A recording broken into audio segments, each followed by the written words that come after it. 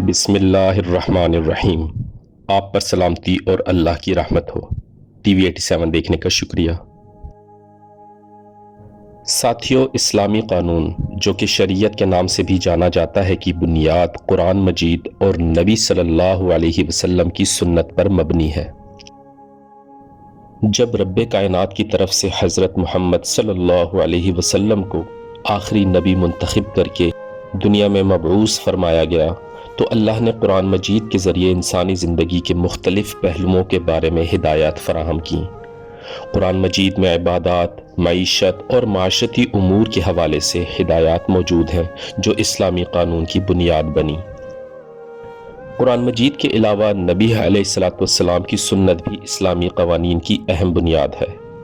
سنت نبی صلی اللہ علیہ وسلم کی عملی زندگی اور ان کے اقوال پر مشتمل ہے جو اسلامی قوانین کی تفصیلات اور عملی تشریح فراہم کرتی ہیں۔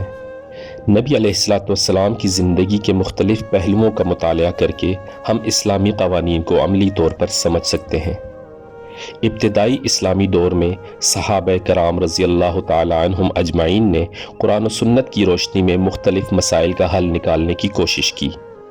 صحابہ کرام نے جو نبی علیہ السلام کے قریبی ساتھی تھے، اسلامی اصولوں کو عملی طور پر نافذ کرنے کی کوشش کی اور مختلف مسائل پر غور و فکر کیا۔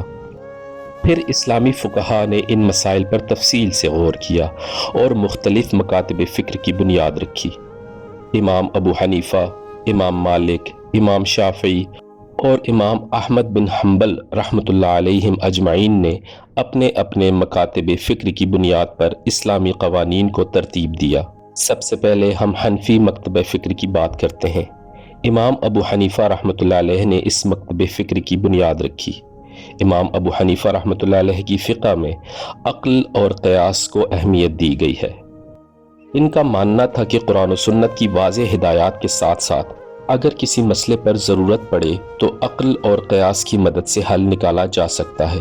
امام ابو حنیفہ رحمۃ اللہ علیہ نے اسلامی قوانین کو عملی اور منطقی بنیادوں پر استوار کیا، جس کی وجہ سے حنفی مکتب فکر کو وسیع پیمانے پر پذیرائی ملی۔ اس کے بعد شافعی مکتب فکر کی بنیاد امام شافعی رحمۃ اللہ علیہ نے رکھی۔ امام شافعی رحمۃ اللہ علیہ نے اس بات پر زور دیا کہ قرآن و سنت کو اسلامی قوانین کے بنیادی ماخذ قرار دیا جائے اور قیاس کو اس صورت میں استعمال کیا جائے جب قرآن اور سنت کی واضح ہدایات موجود نہ ہوں۔ امام شافعی رحمۃ اللہ علیہ نے قانون کے استنباط کے اصولوں کو منظم کیا اور اجتہاد کے طریقہ کار کو واضح کیا۔ اس سے شافعی مکتب فکر کو قانونی استنباط میں ایک خاص مقام حاصل ہوا۔ تیسرا مکتب فکر ہے مالکی، جو امام مالک بن انس رحمۃ اللہ علیہ کی طرف منسوب ہے۔ امام مالک نے اس مکتب فکر کی بنیاد رکھی اور اس میں مدینے کی سنت کو اہمیت دی۔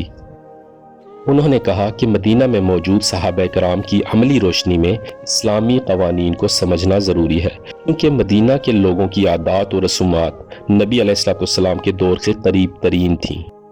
مالکی مکتب فکر نے اس بنیاد پر اسلامی قانون کی تشریح کی، جس کی وجہ سے یہ مکتب فکر مخصوص علاقوں میں زیادہ مقبول ہوا۔ آخر میں حنبلی مکتب فکر ہے جس کی بنیاد امام احمد بن حنبل رحمۃ اللہ علیہ نے رکھی۔ امام احمد بن حنبل رحمۃ اللہ علیہ نے زیادہ تر قرآن و سنت پر توجہ دی اور قیاس کو کم اہمیت دی۔ ان کا اصول تھا کہ اسلامی قانون کو قرآن و سنت کے ذریعے ہی سمجھا جائے، اور اگر کوئی مسئلہ ان دونوں مآخذوں سے حاصل نہ ہو تو اجماع اور قیاس کو اس کی مدد کے لیے استعمال کیا جائے۔ حنبلی مکتب فکر نے قرآن اور سنت کی بنیاد پر قانونی فیصلے کرنے پر زور دیا۔ اس کا اثر زیادہ تر اہل حدیث اور قریبی علاقوں میں دیکھا گیا۔ یہ مکاتب فکر اسلامی فقہ کی تنوع اور گہرائی کو ظاہر کرتے ہیں۔ ہر مکتب فکر نے قرآن و سنت کی روشنی میں اپنے اصول وضع کیے اور مختلف مسائل کے حل کے لیے مختلف طریقے اپنائے۔ ان مکاتب فکر کی موجودگی اسلامی فقہ میں تنوع اور معقولیت کی عکاسی کرتی ہے، جو مختلف معاشرتی حالات اور مسائل کے حل کے لیے ایک جامع اور متوازن نقطہ نظر فراہم کرتی ہیں۔ اسلامی قانون کی ترقی میں مختلف ادوار اور علاقوں کا بھی اہم کردار رہا۔ مختلف اسلامی ریاستوں نے اپنے مقامی حالات اور ثقافت کے مطابق اسلامی قانون کو اپنایا اور اس میں تبدیلیاں کیں تاکہ وہ مختلف معاشرتی حالات کے مطابق ہو سکے۔ اس دوران اسلامی قانون نے مختلف خطوں اور ثقافتوں کے ساتھ ہم آہنگ ہونے کی کوشش کی۔ موجودہ دور میں اسلامی قانون کو جدید مسائل اور چیلنجز کے ساتھ ہم آہنگ کرنے کی کوششیں جاری ہیں۔ اسلامی اسکالرز اور ماہرین نے نئے فقہی اصول اور اجتہاد کے ذریعے قانون کی ترقی میں اہم کردار ادا کیا۔ اجتہاد کے ذریعے موجودہ دور کے مسائل پر غور کر کے نئے اصول وضع کیے جا رہے ہیں تاکہ اسلامی قانون معاصر چیلنجز کا سامنا کر سکے۔ اس وقت اسلامی قانون میں جدت کی جھلک دیکھنے کو ملتی ہے جو مختلف معاصر مسائل کے حل کے لیے نئی راہیں فراہم کرتی ہے۔ ساتھیوں، ہم نے اس ویڈیو میں جن فقہا رحمت اللہ علیہم اجمعین کا ذکر کیا، یہ سب کے سب نہایت قداور شخصیات ہیں۔ سب کے سب بھرپور اخلاص سے قرآن و سنت پر مبنی تعلیمات سے دین اسلام کی خدمت کر گزرے، لیکن بحیثیت انسان وہ بھی جانتے تھے کہ اس دور کے محدود وسائل میں جہاں ایک حدیث کو جاننے اور سمجھنے کے لیے ہزاروں میل کا سفر اور مہینوں بلکہ کئی مرتبہ سالوں کی مشقت درکار تھی، وہاں مکمل علمی گرفت اور شریعت کے تمام مسائل تک رسائی آسان اور ممکن نہ تھی۔ وہ جانتے تھے کہ ہماری دین اسلام کو وقف شدہ زندگی ناکافی ہے، اس لیے تمام فقہا یہ نصیحت فرما کر دنیا فانی سے رخصت ہوئے، اگر ہماری کوئی بات کسی صحیح حدیث سے ٹکرائے تو اس بات کو دیوار پر دے مارو۔ گویا عوام الناس کو واضح پیغام دیا کہ جن مسائل پر ہم نے روشنی ڈالی وہ حرف آخر نہیں ہے۔ اگر بعد میں تحقیق سے کوئی نیا مسئلہ رسول اللہ صلی اللہ علیہ وسلم کی کسی ایسی حدیث سے ثابت ہو جس تک ہماری رسائی نہ ہو سکی تھی، تو آپ حدیث پر عمل کریں، نہ کہ ہمارے فتاوی پر۔ فقہا رحمت اللہ علیہم اجمعین کی یہ اقوال ان کی عظمت میں اضافہ کرتے ہیں۔ انہوں نے کبھی بھی یہ تعلیم نہیں فرمائی کہ آپ خود کو حنفی، شوافی، مالکی یا حنبلی کہلوائیں۔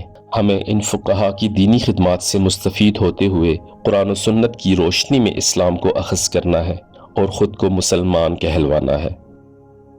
صرف مسلمان ہونا کسی عقل مند اور اہل علم کے لیے ایک بہت بڑی پہچان اور شناخت ہے۔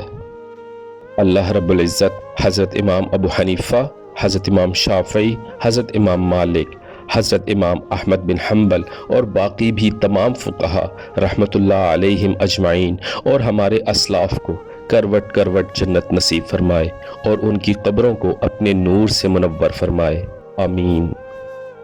اللہ رب العزت آپ کے اور میرے علم میں مزید مفید اضافہ فرمائے، ثم آمین۔ اگر آپ کو آج کی ویڈیو پسند آئی ہو تو اسے لائک اور شیئر ضرور کیجیے، چینل کو سبسکرائب کیجیے۔ خوش رکھیے، خوش رہیے، فی امان اللہ۔